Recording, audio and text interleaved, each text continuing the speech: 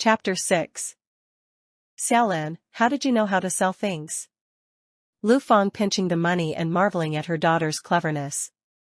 Xiaolan confidently replied, isn't it something that comes naturally? A few bystanders chimed in, expressing that if this didn't require learning, then they must have lived in vain for such a long time. Shortly after, a group led by the woman who previously bought the duck eggs, rushed over, exclaiming, that's her. She's still here. Lu Fan turned pale with fear, suspecting something was amiss with the duck eggs. The woman and her companions surrounded Xiaolan, inquiring, are the duck eggs still priced the same as before? Xiaolan affirmed, of course, the more you buy the cheaper the price. The woman's companions began to bargain for a lower price, arguing that duck eggs were inferior to chicken eggs and criticizing their size. Xiaolan merely smiled. Those who made lots of comments on the goods usually were the one who bought the goods, so she just let them voice their opinions. Xiaolan maintained her cheerful attitude while talking with the customers. The woman's 3 companions ended up purchasing the remaining wild duck eggs. Out of 84 eggs, they bought 21 each, which was as Xiaolan anticipated before, counting on customers' desire for a bargain.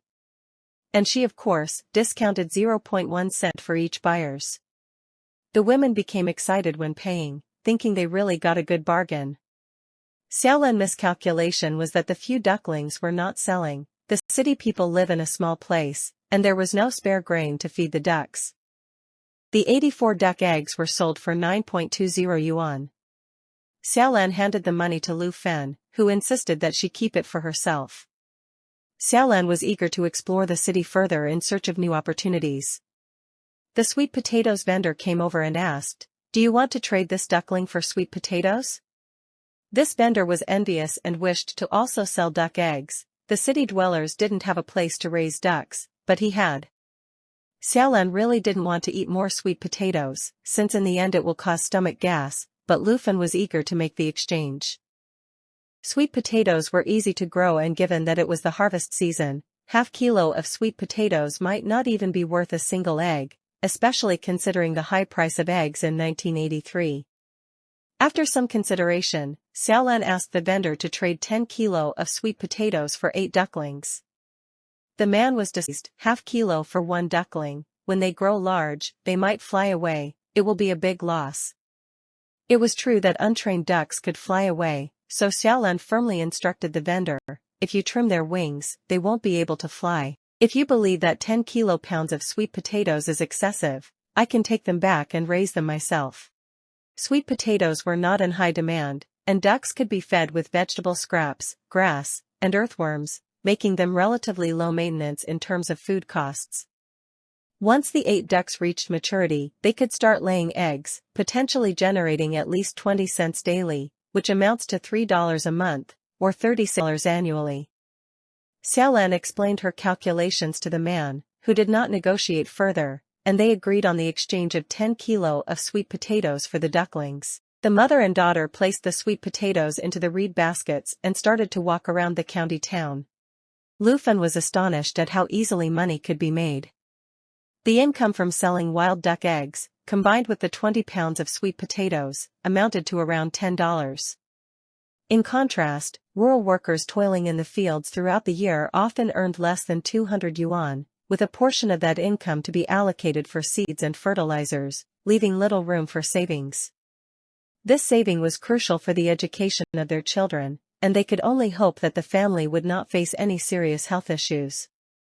10 yuan per day amounts to 300 yuan in a month, doesn't it? Lu Fan struggled to calculate how much she could earn in a year. Unfortunately, the wild duck eggs cannot be collected daily, which leaves Lu Fan feeling somewhat disheartened about the duckling. Mom could raise it too, trimming its wings and let it to lay eggs. This will be a long-term income. Xiaolan remained patient. She knew that Fan was a rural woman with limited knowledge. Growing up in the isolated environment of the 1980s, people were straightforward, honest, and compliant. Xiaolan intended to help Lu Fan escape the confines of their village and gradually shift her mindset. Ducklings may not survive, and we cannot afford to wait too long. Also, there is grain shortage currently. Who knows how many days it will take for them to start laying eggs? They certainly won't lay eggs every day of the year, Xiaolan explained thoughtfully, and Lu Fan began to understand. The two of them traveled around the county, purchasing essential items such as salt, candles, and matches from the county supply and marketing center. Lu Fan felt a pang of regret each time they spent money, especially since they had nothing at home. The Xiao family hadn't even allowed them to take a quilt. However, Lu Fan's resolve grew stronger. When we return, I'll take out your clothes. Although summer is warm, not changing clothes without bathing can lead to unpleasant odors.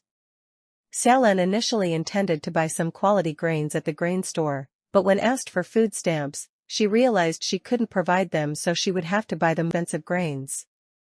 Considering the unlocked, dilapidated house that couldn't store much, Xiaolan decided to purchase an iron lock instead of grain. In 1983, various types of tickets had been gradually cancelled in some regions, making it easier to buy certain items. At least in Anqing County, some daily necessities could be purchased without tickets. However, food and meat stamps, as well as industrial coupons for buying electrical appliances, still remained in effect. Xiaolan knew that the faster society changed, the more it was filled with business opportunities. She knew that time when people relied solely on food stamps for groceries would eventually come to an end. She didn't want to make income from selling food stamps, doing so would only lead to her own downfall. The abundance of business opportunities around her was accompanied by a chaotic flow of information, in a society evolving so rapidly that many individuals were still unaware of how to respond. She understood that it was unnecessary to seize every opportunity. Capturing just one or two could propel her forward in the 1980s. Xiaolan, should we head back? Lu Fan felt uncomfortable in large crowds, and after wandering around the county town for too long, she was eager to return.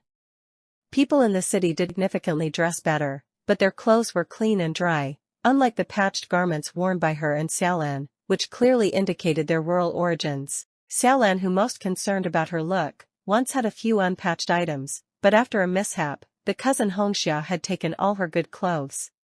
At that time, Lu Fan was not concerned about such matters. She was still hoping that old lady Xiao would show kindness and agree to take her daughter to the hospital.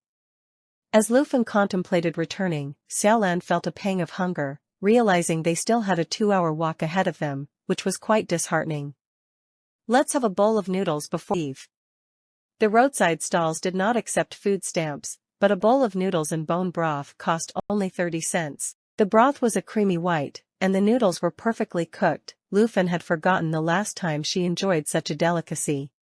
Auntie, please prepare 2 bowls of noodles for us. Xiaolan urged Lu Fan to sit on a small stool, as the aroma of the bone broth wafted enticingly towards her. Lu Fan quickly interjected, just 1 bowl, only 1 bowl.